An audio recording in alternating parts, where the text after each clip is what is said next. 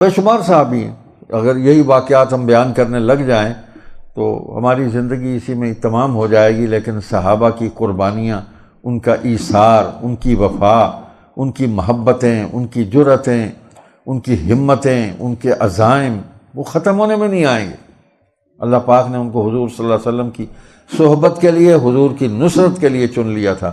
یہ انہی کا فیض تھا۔ آپ دیکھیں کہ اسی مسیلمۃ الکذاب کے خلاف جہاد ہوا اور جنگ یمامہ لڑی گئی۔ حضرت ابوبکر صدیق رضی اللہ تعالیٰ نے اس میں 1300 صحابہ شہید ہوئے ہیں، اور اس میں کہتے ہیں کہ 900 صحابہ جو ہیں وہ حافظ قرآن تھے، کوئی یہ کیفیت تھی۔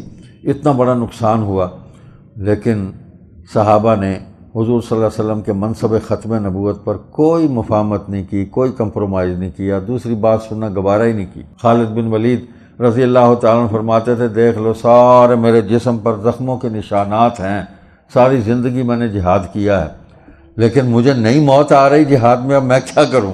تو اللہ نے آخر وقت تک ان سے کام لیا۔ اس کا یہ مطلب نہیں کہ وہ کسی عظمت پر نہیں ہیں، وہ بڑی اللہ اکبر، سیف اللہ ان کو کہا حضور صلی اللہ علیہ وسلم نے، اللہ کی تلوار ہے، یہ تو کام لینا تھا۔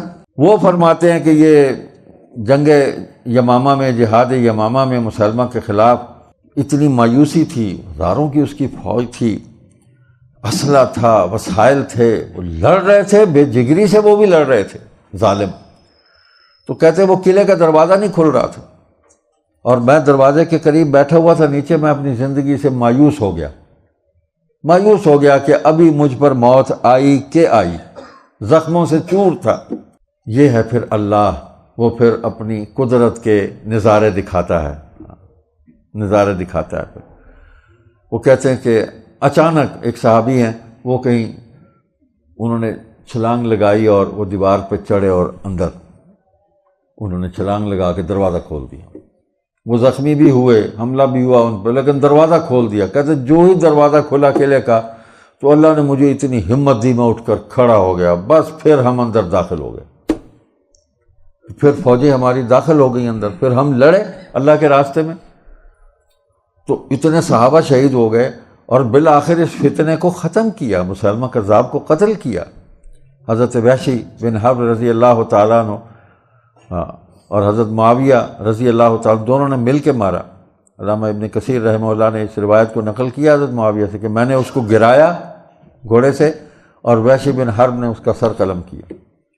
کہتے ہیں اس دن مجھے سکون ہوا کہ آج میں نے حضور صلی اللہ علیہ وسلم کا، اسلام کا سب سے بڑا دشمن جو ہے وہ اللہ کی توفیق سے میں نے آج قتل کیا۔ جس طرح میں نے زمانہ شرک میں، کفر میں حضور صلی اللہ علیہ وسلم کے پیارے چچا حضرت حمزہ کو، جن کو حضور نے سید الشہداء فرمایا، میں نے ان کو قتل کیا تھا، دل میں کسک تھی یہ اس حالانکہ وہ گناہ معاف ہو گیا۔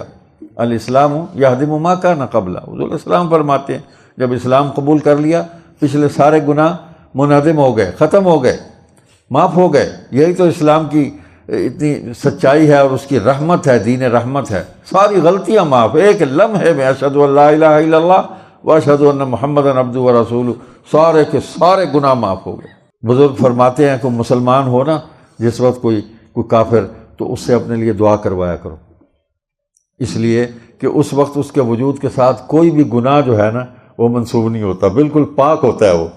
تو وہ کیفیت ایسی ہے کہ جب وہ مانگے گا تو اللہ بہت ہی مہربانی کریں گے، اللہ اس کی دعاؤں کو قبول کریں گے۔